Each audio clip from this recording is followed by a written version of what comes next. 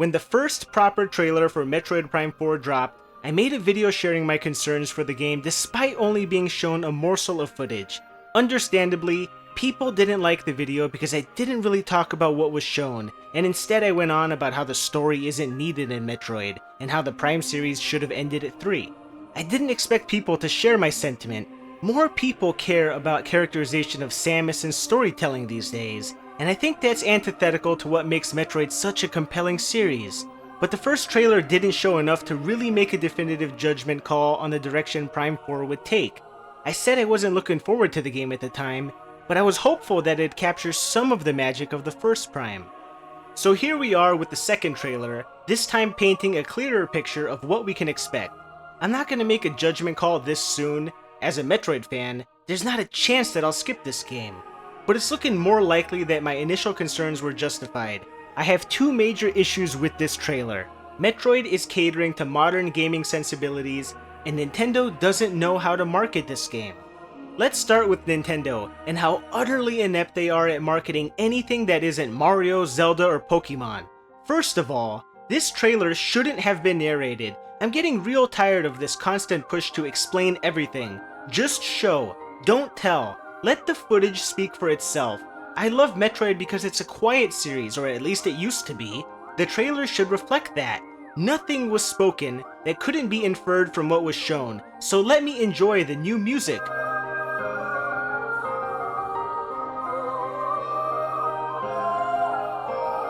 Which I'm pretty sure is composed by Kenji Yamamoto, the longtime series composer, or at least someone mimicking his style. I've had this song on repeat for the past few hours. It's a brilliant piece, and if nothing else, this game will have a stellar soundtrack.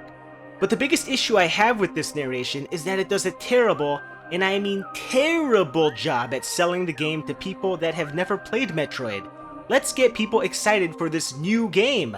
What can players expect?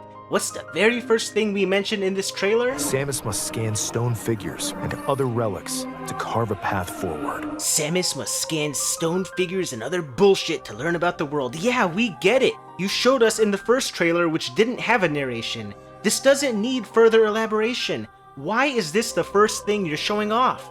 Then the trailer moves into combat, and I made a video going over my thoughts about combat in Metroid.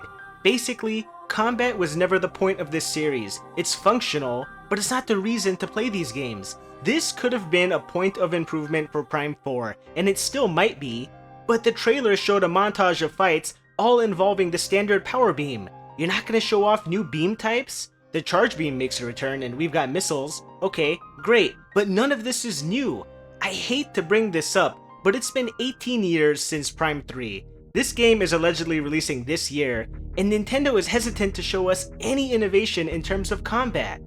Halfway through the trailer, we get some brand new information, and it's here where some of my initial fears were confirmed. Metroid Prime 4 isn't made for fans of the original Prime, it's for modern gamers. Acquiring new beams and missile types in Metroid serve two functions: different combat options and progression.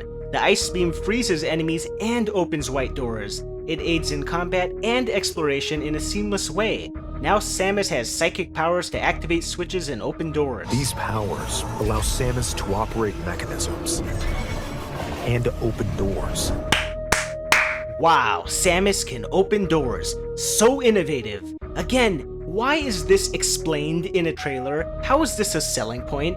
Is Nintendo advertising to infants? To people that have never played a game in their life? What is so compelling about activating switches? What is innovative about this? I want to point out that I don't hate this because it's different. I hate this because it's unnecessary. Clearly, these powers are used in conjunction alongside the different beam types for the purpose of progression. But why? Beams and missiles were multifunctional. The plasma beam disintegrates enemies and melts ice with the press of the same button. You don't have feature bloat. I dislike the grapple beam for this precise reason. It only grapples to specific grapple points. It's not multifunctional. I wanted to see less of this. But like the grapple beam, psychic powers are one-dimensional. You need to get the appropriate door opening power, the psychic mote transportation power. These don't double as combat options. They also allow her to control the trajectory of her beams with the power of her mind. Oh, I see. Now Samus has a meter to freeze time and kill several enemies at once.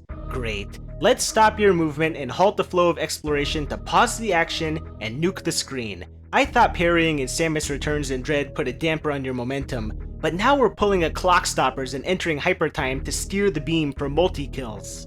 Not only does freezing time remove all urgency and danger, it's uninteresting. If an enemy is helpless, why is he even an enemy? I would never use this power to kill an enemy that didn't require its usage to kill, because it's slower and less satisfying than just running around and shooting in real time, which means there will absolutely be enemies and bosses that necessitate its use to kill. The devs need to force you to use this. That's not new to Prime 4. In Prime 1, you need to use either the power beam or missiles to kill Chozo ghosts. You don't have the freedom to use any weapon in every situation. You see a red enemy, you gotta use the red beam to kill him. There's no critical thinking required there.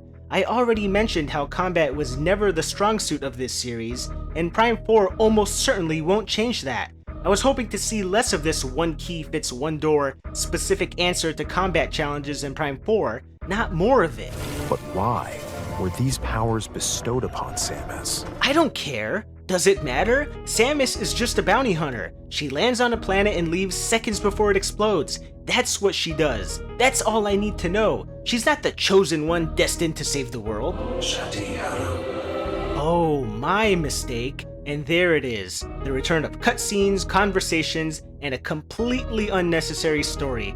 I forgot. Gamers crave ham-fisted stories these days, so now we need an excuse to justify being here and killing aliens. Samus isn't chasing space pirates, no. Now she's summoned to this planet because it's her destiny as the chosen one. And what will be her fate after being summoned to Vuros? So just as I said when the first trailer dropped, this series is leaning harder into storytelling with each successive entry. It was a trend 18 years ago with Prime 3, and the trend continues with Prime 4. Retro isn't even putting forth a modicum of effort in creating an interesting premise here. Samus is the chosen one?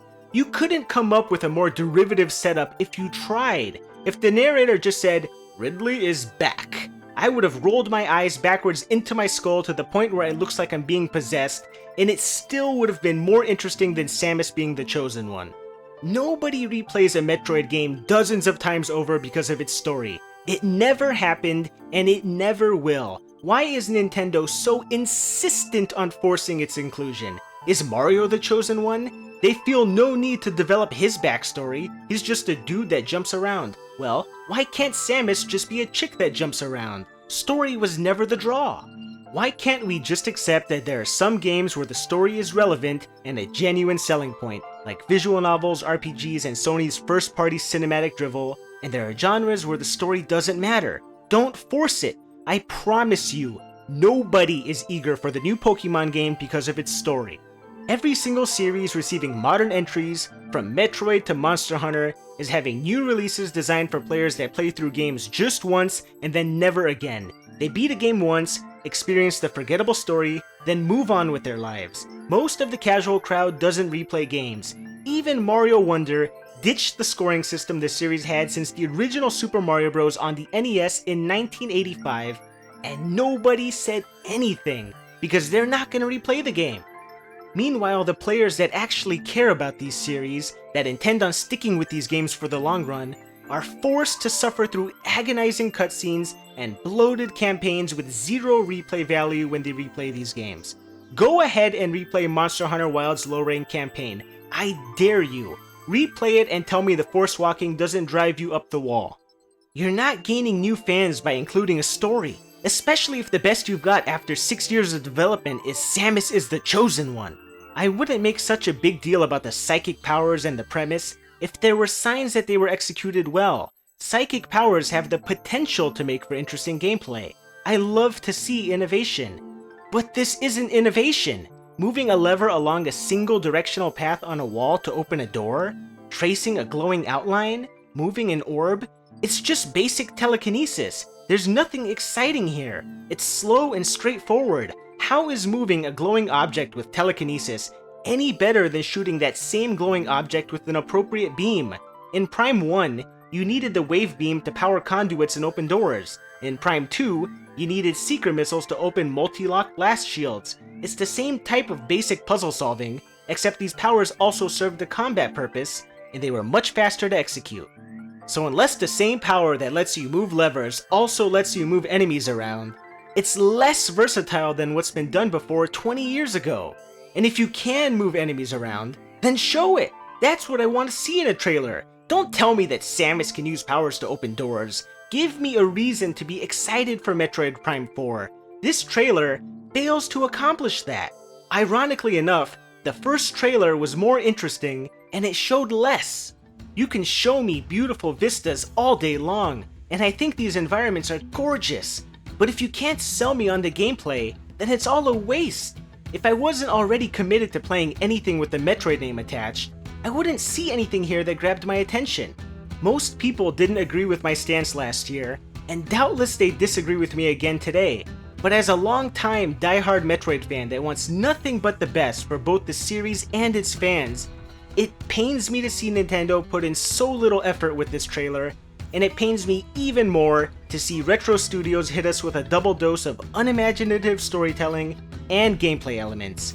Metroid deserves better than this.